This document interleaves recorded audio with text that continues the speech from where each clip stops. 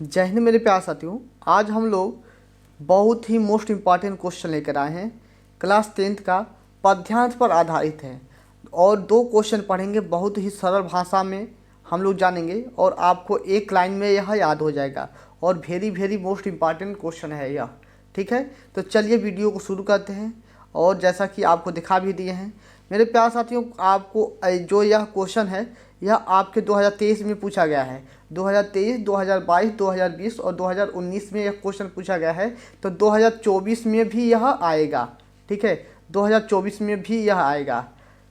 तो चलिए वीडियो को शुरू करते हैं। और हम लोग कैसे पढ़ेंगे, ठीक है, आप लोग यहाँ से, ठीक है, निर्गुण से लेकर और छोटा काटना पड़ेगा क्या, चलिए हाँ, निर्गुण से लेकर और आप लोग नासिक तक इसको अच्छे से पढ़ लो।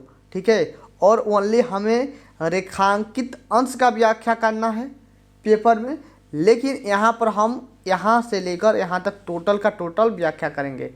ध्यान से देखिएगा तब आपको समझ में आएगा। दिया क्या है यहाँ पर देख लीजिए, निर्गुण कौन मत नासी। ठीक है, तो इसका संदर्भ लिखना अति आवश्यक है। यानी कि संदर्भ में क्या लिखेंगे, प्रस्तुत पद्यांश हमारी पाठ्य पुस्तक हिंदी के पद नामक शीर्षक से अवतरित है। इसके रचनाकार कवि सूरदास जी हैं। ठीक है, कवि सूरदास जी हैं। इतना आपको यह तो लिखना पड़ेगा। किस चैप्टर से है यह आपको याद करना पड़ेगा। ठीक है, किस चैप्टर से। उसके बाद से प्रसंग में हम लोग क्या लिखेंगे, प्रस्तुत पद्यांश में कवि कहते हैं कि गोपी, ठीक है, कवि कहते हैं कि गोपियों और उद्धव जी के मध्य वार्तालाप का वर्णन किया गया है। यानी कि गोपियां हैं और उद्धव जी हैं, उनके बीच क्या बात हो रही है, क्या बात नहीं हो रही है, इसी पर क्या हो रहा है, बात विचार हो रहा है। ठीक है, वार्तालाप हो रहा है गोपियों और उद्धव पे।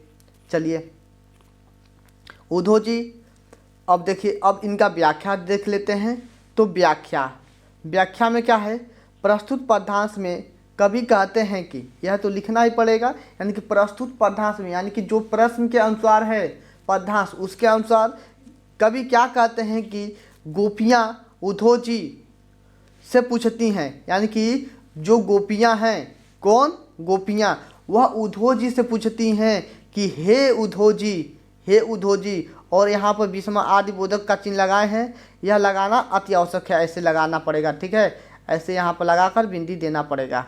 ठीक है, विस्मय आदि बोधक।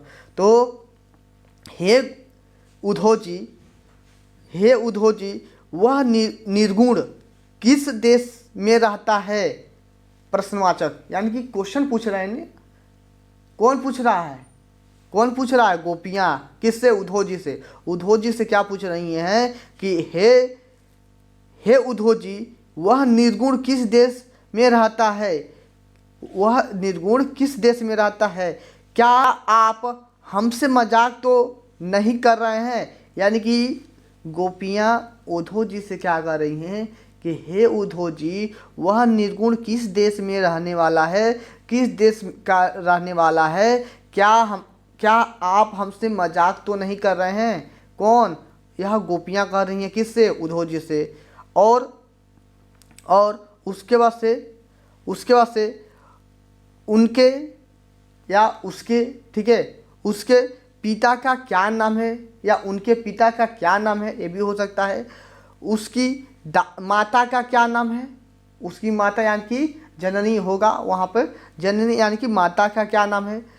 उसकी दासी कौन है, यानी कि दासी यानी कि देख रेख करने वाला कौन है। ठीक है, वह कैसे वस्त्र का धारण करता है, यानी कि किस वस्त्र, कौन से वस्त्र का धारण करता है और कौन सा वस्त्र पहनता है, और इसी के बारे में यह बात किया गया है। तथा उसकी किस रस में रुचि है। ठीक है, किस रस में रुचि है। यह सब सुनकर उद्धव जी एकदम शांत हो जाते हैं। यानी कि इसमें क्या कहने का अर्थ है कि इसमें गोपियाँ और उद्धव जी के बीच क्या हो रहा है, वार्तालाप हो रहा है। गोपियाँ उद्धव जी से क्या पूछ रही हैं कि हे उद्धव जी, इनके पिता का क्या नाम है, यह निर्गुण किस देश के रहने वाला है या कहाँ के रहने वाला है, ठीक है, किस देश के रहने वाला है। आप क्या हमसे मजाक तो नहीं कर रहे हैं। इसके पिता का क्या नाम है, इनकी माता का क्या नाम है, इनकी दासी कौन है, वह कैसे वस्त्र का धारण करते हैं यानी कि कैसे वस्त्र पहनते हैं, तथा उसकी किस रस में रुचि है यानी कि कौन से रस की रुचि रखते हैं, किस प्रकार के गान में उनका रुचि है। यह सब सुनकर उद्धव जी एकदम शांत हो जाते हैं। यह सब सुनकर उद्धव जी क्या हो जाते हैं, शांत हो जाते हैं। और तीसरा नंबर, पहला आपका आंसर हो गया, देखिए यहाँ पर पहला आंसर हो गया, दूसरा आंसर हो गया, तीसरा जी। मधुकर शब्द का क्या अर्थ है, तीसरा मधुकर शब्द का क्या अर्थ है, तो मधुकर शब्द का अर्थ क्या है, कृष्ण से है। मधुकर शब्द का अर्थ जो है कृष्ण से है, यहाँ पर है देख लीजिए कृष्ण। मधुकर शब्द का अर्थ किससे है, तो कृष्ण से, ठीक है। तो पहला उम्मीद करते हैं आपको समझ में आया होगा। इसी प्रकार से दूसरा सेट नंबर 1 में 2 क्वेश्चन दिया है अथवा करके। तो अथवा करके यह है आपका, यहाँ पर दिया है क्या है, अतुलनीय जिसके प्रताप का, ठीक है, यहाँ से लेकर हमें कहाँ तक पढ़ाना है, जिसका विजय घोषण रण गर्जन, ठीक है, यहाँ तक हमको इसका व्याख्या करना है। तो यह किस से है जान लेते हैं।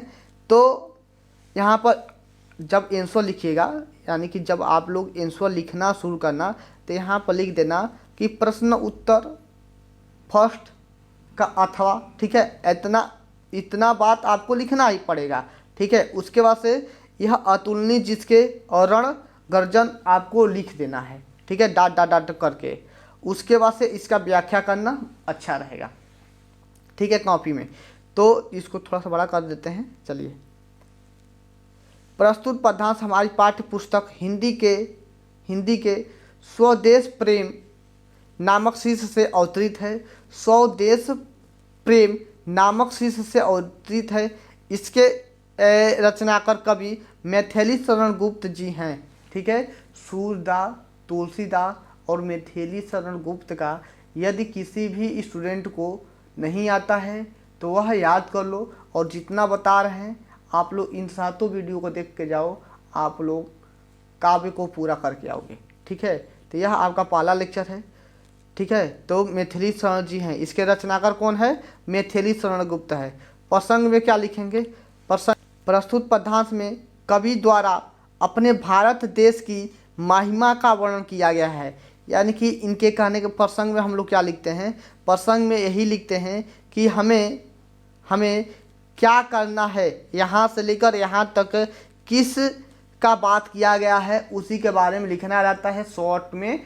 प्रसंग का मतलब यही होता है कि हमें किस चीज़ के बारे में, किस सब्जेक्ट के बारे में, कौन से यह कोई भी शब्द है इसका क्या अर्थ निकलने वाला है, इसी के बारे में हमको लिखना रहता है प्रसंग में कि यह क्या कहना चाहता है, यह लाइन, ठीक है, यह जितना भी लाइन है यह क्या कहना चाहता है, बस हमें यही दर्शाना रहता है प्रसंग में। तो प्रसंग में क्या है, प्रस्तुत पद्यांश में कवि द्वारा अपने भारत की महिमा का वर्णन किया गया है, अपनी भारत माँ का देश के बारे में वर्णन किया गया है। चलिए इनके व्याख्या देख लेते हैं, व्याख्या में क्या क्या है।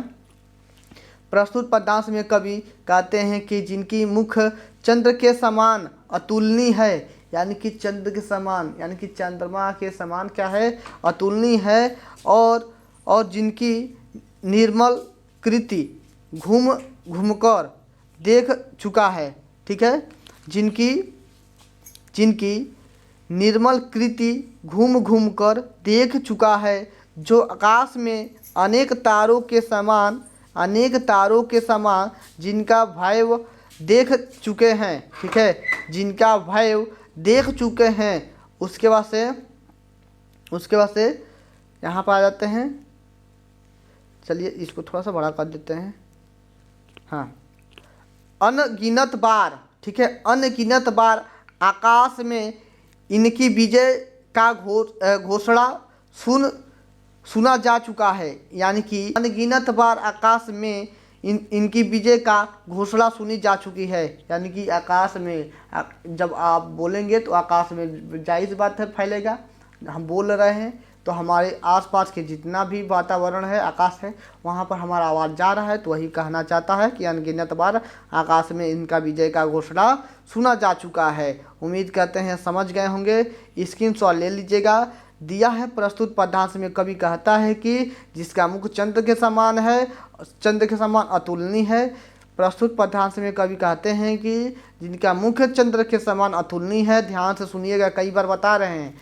प्रस्तुत पद्यांश में कवि कहते हैं कि जिनकी मुख चंद्र के समान अतुलनीय है, जिनकी निर्मल कृति घूम घूम कर देख चुका है, जो आकाश में